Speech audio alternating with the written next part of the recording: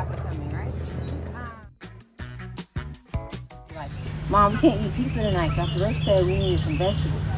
She was like, I hate that you told them that we need vegetables, man. I just wanted pizza. And so, but those lifestyles make a difference. And so just encouraging them and to change as a whole family. Because we all have stuff we need to work on. And encouraging them and empowering them as a family kind of really makes a difference. So, questions, guys? We got the little small talk about kind of pediatrics and obesity and how that classifies. Medical school. So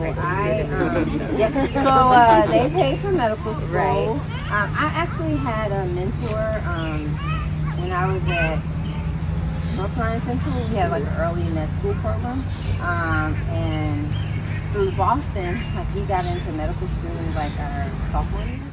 Like issues both in the military versus in like your rural Virginia. So it's been totally different. So and then like medical school, I was here, and so Greenville has a very big obesity population. All right, girls, come on, let's walk. Oh, yeah, no. It's actually pretty funny. But a normal BMI for kids is between the 5th and the 85th percentile. Between the 85th and 95th percentile becomes overweight. And then obesity is above 95th percentile. So I basically will tell them what range they fall in, and then encourage them, as I show them the growth chart, that, okay, so we're above the chart, now we're going to try to get on the chart. And so you pretty much don't necessarily say you're fat or anything like that. You just say, hey, okay, we technically fall in the obese category, but we're going to work and we're going to do it together and figure out how we're going to get lower. And that encourages the family, and usually that encourages mom to kind of say something. And she'll say, you know, oh yeah, we kind of all got to work on it. And it's a family approach. My first is to kind of educate them on healthy lifestyles. And then I usually have like a handout and stuff I'll give them. I won't necessarily jump to send this to a nutritionist. If the family's asked. If their labs are abnormal, I usually send them to a nutritionist so they can get it from a different view. But a lot of times it's just education. Like, they've never been told what their weight is, and I say this for every well-child visit. So after the age of 2, you know, 3 and 4-year-olds, they may not understand what a fruit and vegetable is, but by 5 I'm asking them and telling them this whole thing. And I usually starting at 5, or it's a way that I can test their milestones too by, okay, what number is this? And they'll say 9, and I say, okay, so 9 hours of sleep at night. And that's the way that I'm doing multiple things at once, but it's having them be involved as well. And so they get to kind of learn about their care. It's funny because I see a lot of the kids in the clinic and different nurses' children, and they will remember the little things that you do. And so one trick I do is like looking in the ears and saying, let me see if you have puppy dogs, and I'll say, when I'm looking in her ear. So there's like a dentist, her daughter, they still do that when they're playing doctor. And so it's hilarious. But then I have more people that come in and say, oh, I feel like my kid is underweight, and their kid is actually a normal weight, but they pretty much see so much obesity, they feel like their kids are small now. And so that's kind of the norm. And so I've kind of championed on to kind of start kind of obesity education, because I feel like it's something that's not necessarily stressed in like medical school or in residency, to kind of talk to kids about healthy lifestyles, and then they become an adult and you're like, oh, I can't eat fast food over here. And so it's something that isn't like taught at that level. And so the initiative that I learned when I was in residency is 95210, and basically it's emphasizing 9 hours of sleep. And so I will tell the kids, and I believe in speaking to the kids one-on-one. And I'll say, okay, so mom and dad aren't crazy when it's time to go to bed. You know, you have to get 9 hours of sleep, 5 fruits and vegetables, and then asking them what their favorite fruits and vegetables are, and keeping them interactive. And then I'm not a big vegetable person either, so I usually say, okay, so we're going to work on it. So what vegetable are you going to eat in the next year before I see you, and what vegetable am I going to eat? And I hate broccoli. So it's been a process. And so we're usually like picking a vegetable that we'll both eat. And then screen time, limiting them to 2 hours a day, which is hard because, yes, I love screens because it keeps them distracted during the appointment.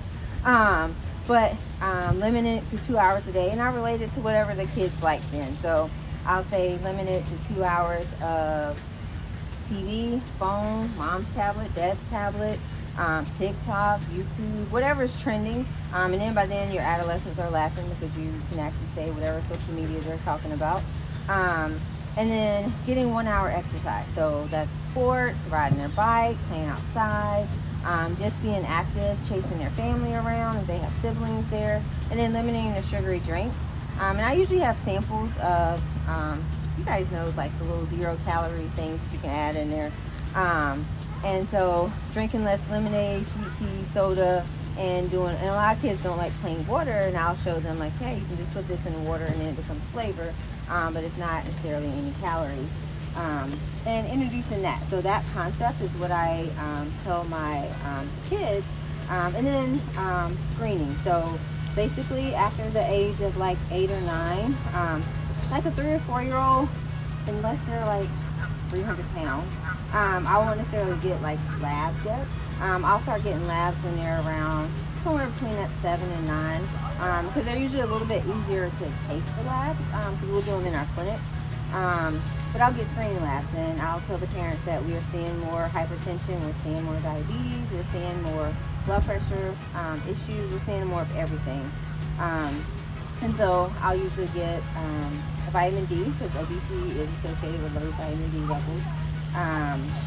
The lipid panel, which in kids, it doesn't have to be fasting. So you can get them to get labs, because honestly, when the parents leave, they're not going to come back and go to the lab and get labs from them or get fasting labs. So if you can get them while they're there, they're more likely to get it, because then they're not going to see you for another year, and they're not going to remember to go back in and get those labs. And so if they're abnormal, then I'll tell the family to come back and do a fasting one. But I pretty much, while they're there, I just write either they're fasting or not fasting. We'll look at their cholesterol, and then a lot of fatty liver and stuff like that, disease that kids and adults can have. I'll get a CMP to make sure that all looks good. And then hemoglobin A1C. And those are kind of the screening labs.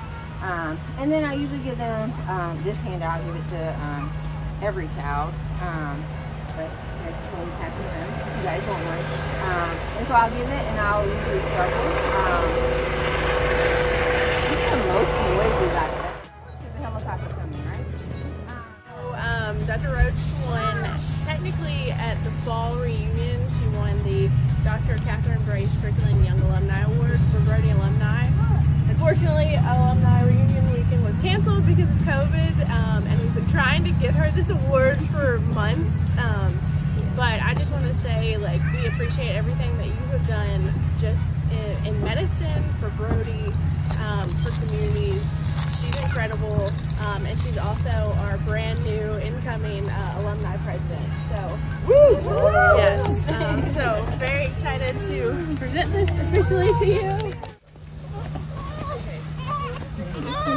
Okay.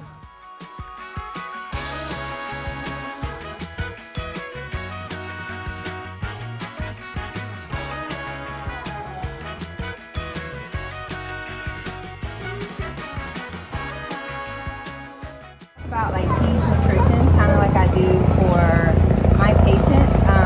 So obesity is affecting about 25% of children now. So basically 1 in 4. Should I wait for this?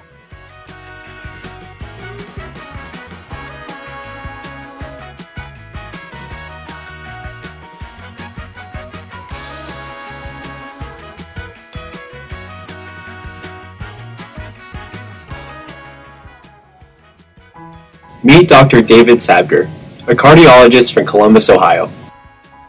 He founded Walk with a Doc, an organization dedicated to connecting healthcare providers with communities to achieve healthier lifestyles. Dr. Sabger was frustrated that many of his patients were living sedentary lifestyles.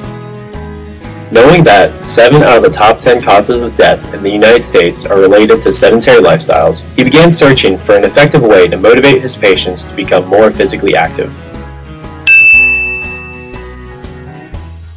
In 2005, he invited his patients and community members to join him for a walk at a local park. The success of this walk led to the development of the Walk with the Doc organization. There are now hundreds of thousands of walkers and doctors getting together around the world to promote health and wellness for all ages. Walks are held at least once a month and begin with a 3 to 5 minute presentation from a healthcare professional on a current health topic. The rest of the hour is spent enjoying a healthy walk and conversation with a doc.